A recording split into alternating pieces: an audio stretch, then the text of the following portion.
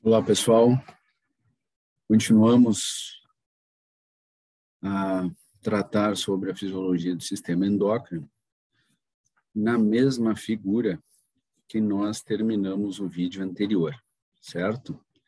Rapidamente relembro para vocês que no vídeo anterior, deixa eu pegar minha caneta aqui, que no vídeo anterior nós falamos sobre o eixo hipotálamo, representado neste caso pelo hormônio liberador de prolactina e pelo hormônio inibidor da prolactina, tá?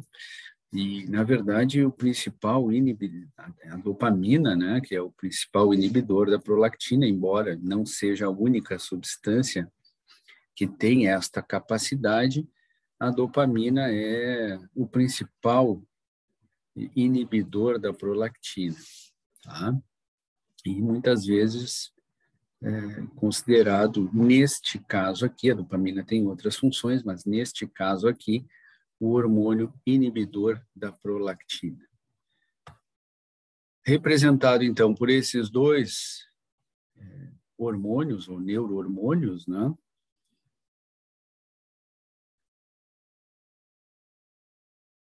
Hipotalâmicos, pela própria prolactina, no caso, um hormônio adeno-hipofisário, e pela mama, que é o tecido-alvo da prolactina. Então, aqui nós temos o eixo hipotálamo, hipófise, glândula mamária, tá? Mama, certo? Falamos sobre isso no último vídeo. Lembro para vocês que este hormônio liberador de prolactina, assim como a prolactina, são hormônios classificados como, naquele primeiro grupo que nós falamos, os hormônios proteicos. A dopamina, né, na verdade, é um neurotransmissor, é a sua principal função como neurotransmissor, ela é uma catecolamina, né, da dopamina. Lá na glândula adrenal se origina a noradrenalina e, posteriormente, a adrenalina, que são catecolaminas, assim como a dopamina. Portanto, quando considerados a sua ação hormonal, elas são classificadas no grupo das aminas, certo? Eu disse para vocês que eu ia falar alguma coisa sobre esses três grupos novamente, e eu vou falar sobre isso depois que eu terminar aqui esta figura, possivelmente no próximo vídeo, certo? Muito bem. Vamos limpar aqui a figura e vamos passar para o próximo eixo aqui, que é o eixo hipotálamo, adeno-hipófise, tireoidiano, ou hipotálamo, hipófise, tireoide, que está representado por este neurohormônio hipotalâmico, que é o TRH, como vocês estão vendo aí, que é o hormônio liberador de tireotrofina, tudo junto, tireotrofina com F ou tireotropina com P, de pato, que é a mesma coisa, tá? São formas diferentes, né? São escritas diferentes, porque eu já disse para vocês, esses hormônios, né?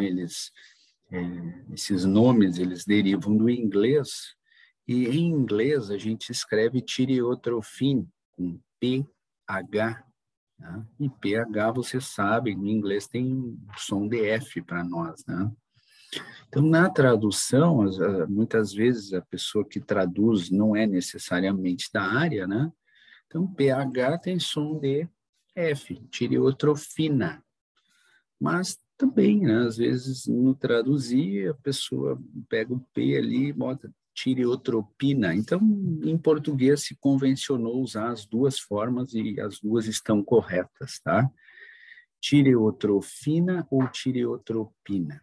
Vocês vão ver que este sufixo fina ou pina, ele é comum a outros neurohormônios e outros hormônios que estão representados aqui.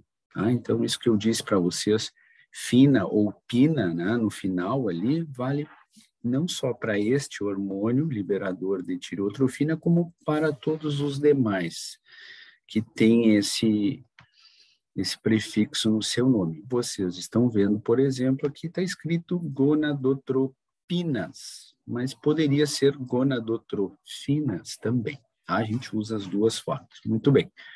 Então, este TRH, que é um neurohormônio hipotalâmico, certo? Que está representado o hipotálamo, né? Acima desta linha pontilhada, como já havia dito no vídeo anterior,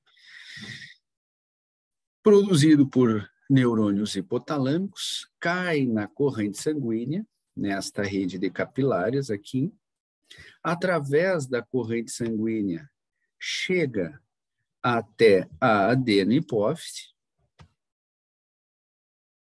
né? Sai da corrente sanguínea e vai agir sobre algumas células da adenohipófise, que obviamente possuem receptores para este TRH.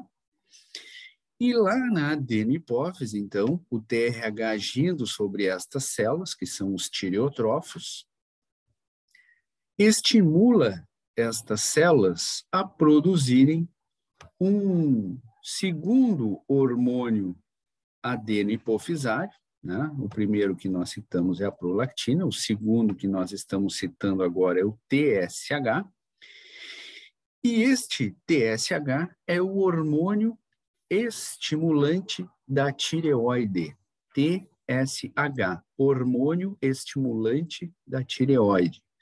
Eu disse para vocês que esse S aqui é o de stimulation, né?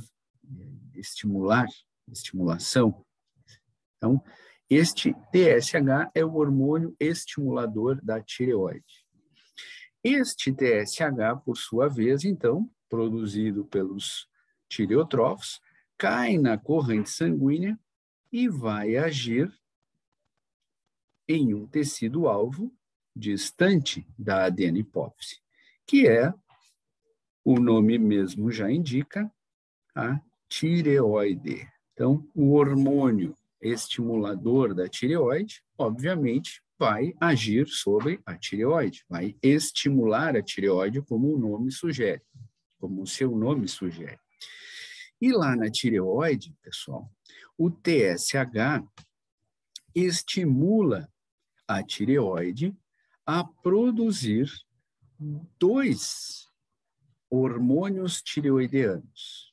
Tá? Então, o TSH vai lá na tireoide e estimula a tireoide a produzir um hormônio muito conhecido, que age no metabolismo geral, que é chamado de tiroxina. Tá? Então, de novo, o TSH sai da adenohipófise, vai lá na tireoide e estimula a tireoide a produzir a tiroxina. Tiroxina, ou também chamada T4. T4. Além da tiroxina, o TSH também estimula a síntese de triodotironina. Como é um nome meio comprido, meio longo, né? É mais conhecida como T3. Ficou ruim esse 3 aqui, mas dá para ver, né? Que é um 3 aquilo ali, com um pouco de boa vontade.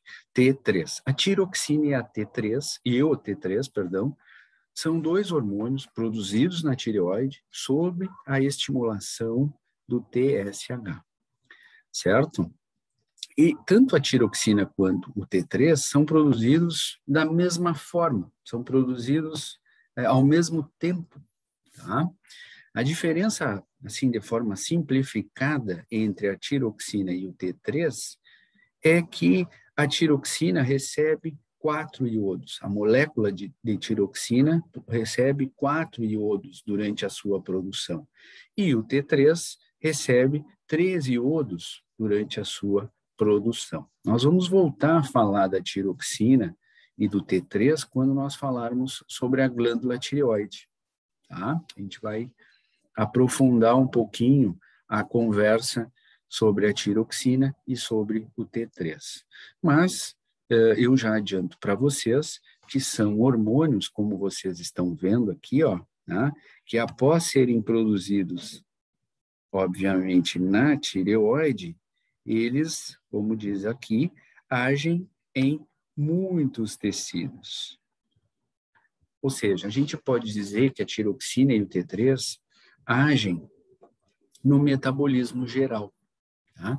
Existem vários tecidos com receptores para tiroxina e para T3, tá? Principalmente para T3, vocês vão ver, que é a forma mais ativa do hormônio, embora a gente produza uma maior quantidade de tiroxina, e a tiroxina tem uma vida mais longa do que o T3, a forma mais ativa é o T3, porque quando a tiroxina entra na célula-alvo, ela perde um iodo e vira T3. E o T3, então, tem mais afinidade com o receptor, né? Certo? Embora a tiroxina também consiga se ligar e se ligue ao seu receptor. E é, na verdade, o mesmo receptor para tiroxina e para T3, tá? Só que a T3 é a forma mais ativa por isso, que normalmente a tiroxina, ao entrar na célula-alvo, ela perde um iodo, e aí vira T3, e o T3 é que vai se ligar ao receptor, tá? Mas, como eu disse antes, a gente vai voltar a falar sobre isso. Também, vocês sabem, é um hormônio, a tiroxina, né? É um hormônio muito comum de ser avaliado a sua quantidade na corrente sanguínea em exames de rotina, é avaliado, né? Os médicos normalmente naqueles exames de sangue de rotina, eles pedem tiroxina, né? Eles pedem a avaliação da tiroxina por isso, porque é um hormônio que age no metabolismo geral, certo? Tem efeito sobre vários tecidos, tá? Principalmente em mulheres gestantes ou que pretendem, né, ficar grávidas, elas avaliam, né, é importante que avaliam, tenham conhecimento dos níveis de tiroxina, porque os níveis de tiroxina são muito importantes na formação, especialmente do sistema nervoso do feto, né? Então, é importante se avaliar esses níveis de tiroxina, mas não só nesses casos, né? De uma maneira geral, é importante se ter conhecimento dos níveis circulantes de tiroxina, tá? Muito bem, então este é o eixo hipotálamo, hipófise, tireoideano, ou eixo hipotálamo, hipófise, tireoide, representado pelo TRH, um neurohormônio hipotalâmico, pelo TSH, um hormônio adeno-hipofisário, e pela tiroxina e T3, que são os hormônios tireoideanos, tá, pessoal? Então, esta é a relação do hipotálamo com a hipófise, adeno-hipófise especificamente, a tireoide e outros tecidos a partir do momento em que a tiroxina e o T3 agem sobre muitos tecidos, tá bem? Voltamos a falar sobre eles na tireoide. Deixa eu limpar aqui e vamos para o próximo. A próxima relação aqui do hipotálamo e da adenohipófise se dá com as adrenais ou suprarrenais, certo? Especialmente na síntese e liberação e secreção de cortisol, né? Na síntese e secreção de cortisol. Muito bem. Quando a gente fala, então, do eixo hipotálamo, adenohipófise ou hipófise e adrenal, a gente está se referindo primeiro ao CRH, que é um outro neurohormônio hipotalâmico, que é o hormônio liberador de corticotrofina, ou hormônio liberador de corticotropina, vejam, né? Aquele prefixo ali, fina, ou pina aparecendo de novo. Tá? Então, o hormônio liberador de corticotropina, produzido por neurônios hipotalâmicos, cai na corrente sanguínea, a mesma história que eu já falei sobre o TRH há pouco, e no vídeo anterior sobre o PRH e sobre o PIH. Né? Então, cai na corrente sanguínea, chega através da corrente sanguínea aqui na adeno-hipófise, sai da corrente sanguínea e vai agir sobre as células que possuem receptores para CRH, estimulando agora outro grupo celular, né, os corticotrófos, a produzirem este hormônio aqui, que é um terceiro hormônio adeno-hipofisário, que é o ACTH, que é o hormônio adenocorticotrófico, ou hormônio adenocorticotrópico. Mesma coisa, tudo junto. Adenocorticotrópico, ou trófico. Adenocorticotrófico, ou adenocorticotrópico. Este é o hormônio adeno-hipofisário, que cai na corrente sanguínea após ser sintetizado, é liberado na corrente sanguínea e vai agir em um tecido-alvo distante da onde foi produzido, que é na adeno-hipófise. E este tecido, alvo do ACTH, são as glândulas adrenais ou suprarrenais. Especificamente, o córtex da adrenal, ou a região cortical da adrenal, certo? Eu vou lembrar para vocês, né? Lá, quando nós formos falar sobre adrenais, eu vou lembrar para vocês que as adrenais, elas têm uma região cortical mais externa, né? E uma região medular mais interna. Lá na medula, na região medular da adrenal, é que são produzidas, o que é produzida a adrenalina, certo? Que é aquele, né, neurohormônio que é produzido lá na medula, ou medular da adrenal. E essa medula, ou medular da adrenal, nós já falamos sobre ela lá no sistema nervoso autônomo, né? E eu mostrei para vocês lá que esse tecido medular da adrenal, ele é constituído por neurônios pós-ganglionares modificados porque eles não têm axônio, né? E eles são como se fosse um gânglio do sistema nervoso autônomo simpático, via simpática, porque produz, né, noradrenalina e adrenalina, certo?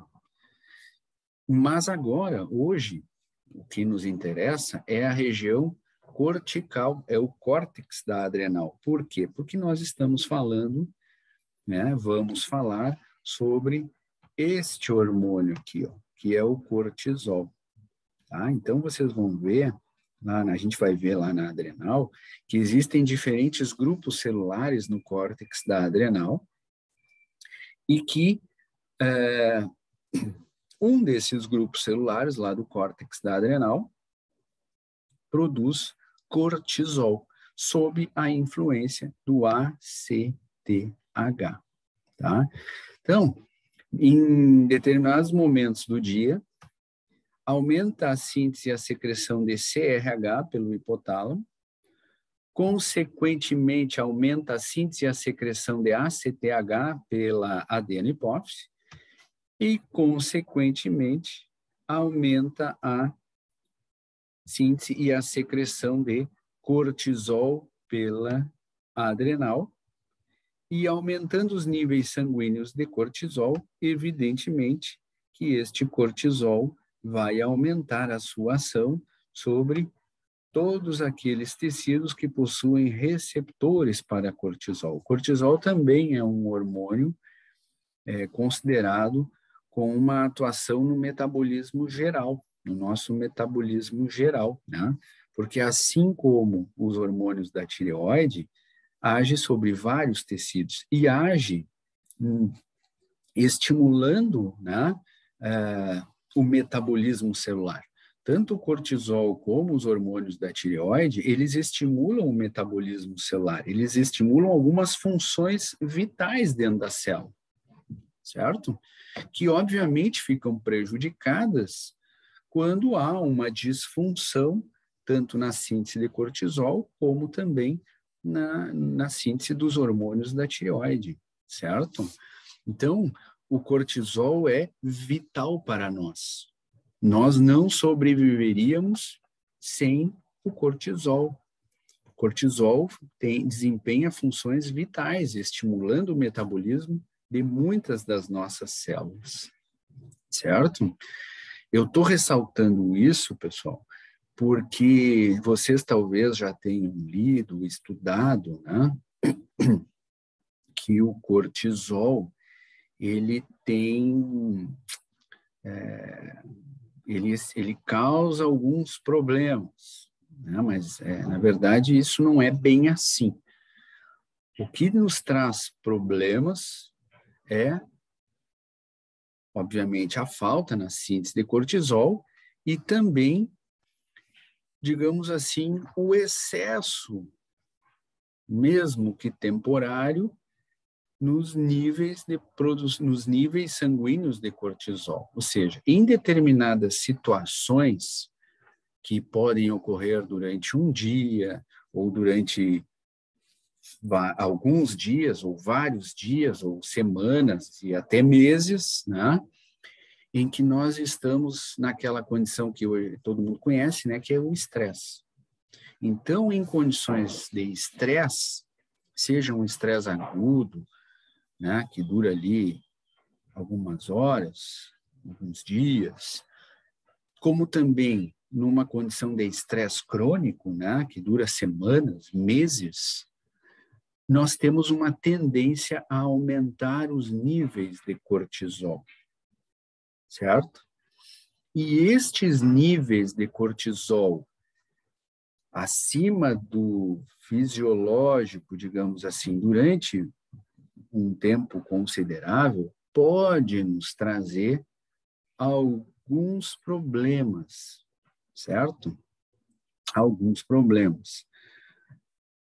Como, por exemplo, a diminuição na atividade do nosso sistema imunológico, tá?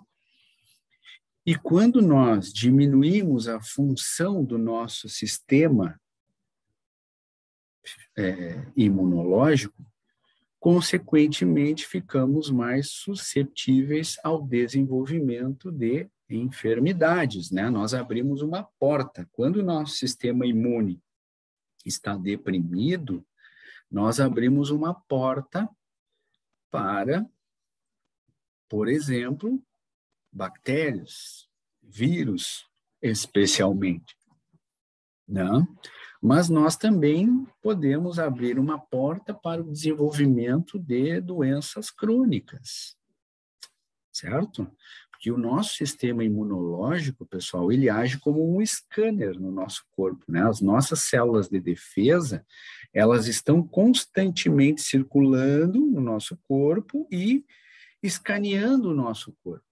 Qualquer agente invasor, elas vão tratar de atacar esse agente invasor e combater e eliminar, evitando o desenvolvimento desses agentes invasores e evitando que eles nos causem enfermidades.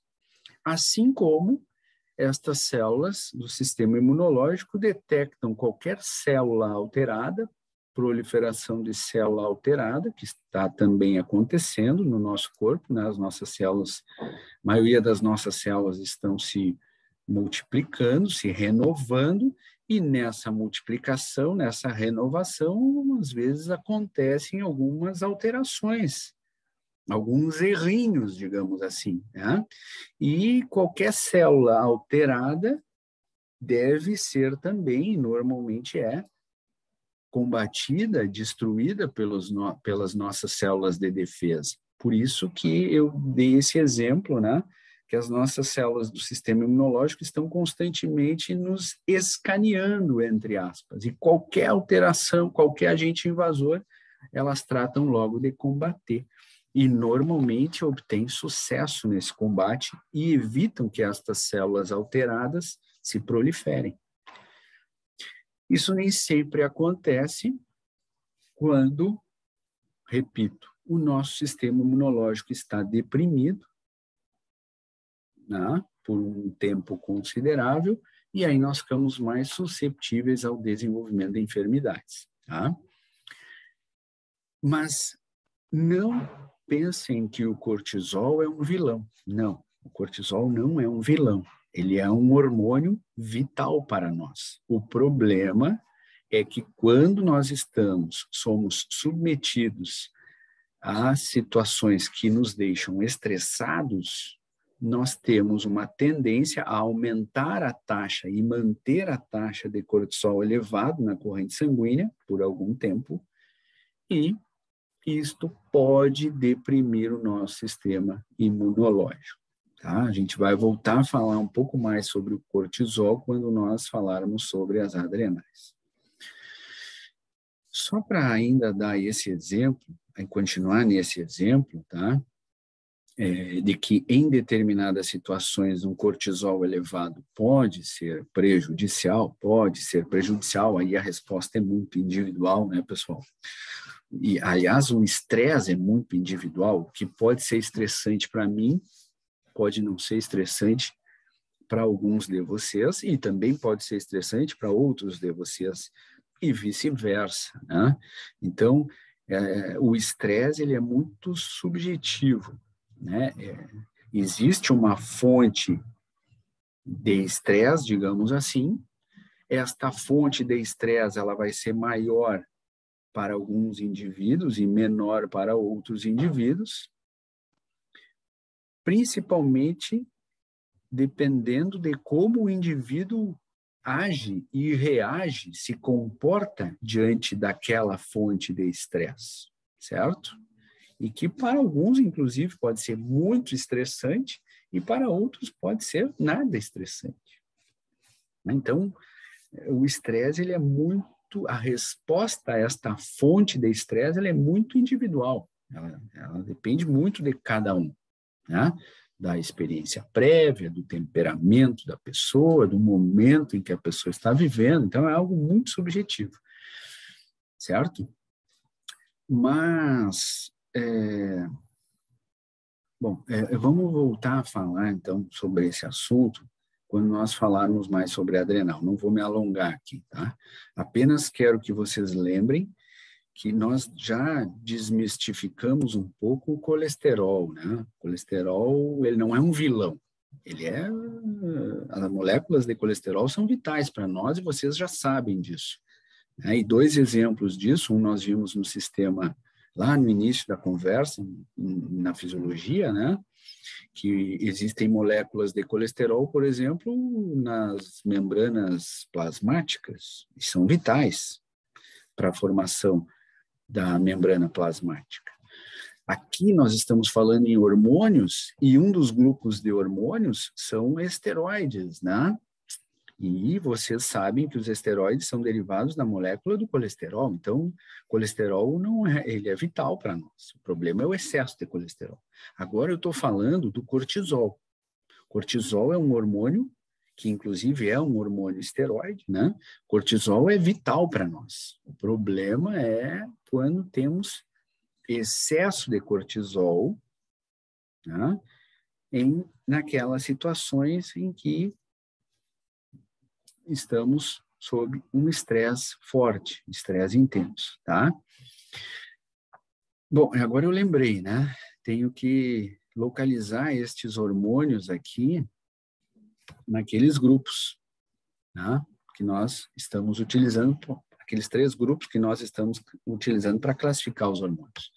Este CRH é um neurohormônio que é formado por aminoácidos, portanto, ele é proteico. Este ACTH aqui é um hormônio também constituído por inúmeros aminoácidos, portanto, proteico. O cortisol é um hormônio derivado da molécula do colesterol, de colesterol, portanto, é um esteroide, tá? Vou voltar um pouquinho a fita aqui. O TRH, um neurohormônio, evidentemente, cai no grupo dos proteicos, tá? O TSH é um hormônio que cai no grupo dos proteicos.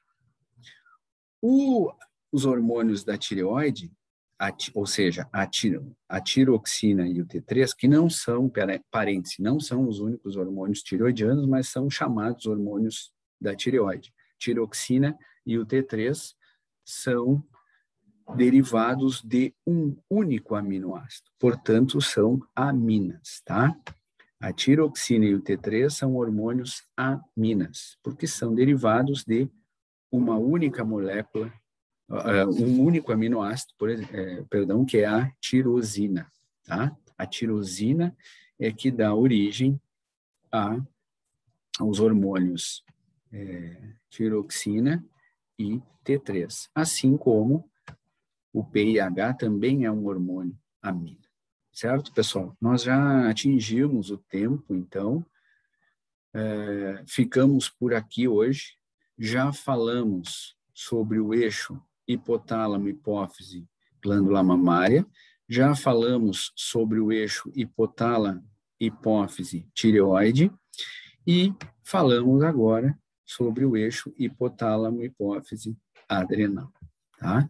No próximo vídeo, a gente continua este assunto nesta mesma figura, falando sobre a síntese e secreção do hormônio do crescimento, que é este GH aqui, e depois a gente termina falando sobre a síntese e a secreção de outros 2 hormônios adenipofisários, que são as gonadotrofinas, mais conhecidas como gonadotrofinas adenipofisárias, né? Mais conhecidas como FSH e LH. Bem, ficamos por aqui hoje. Um abraço e até o próximo vídeo.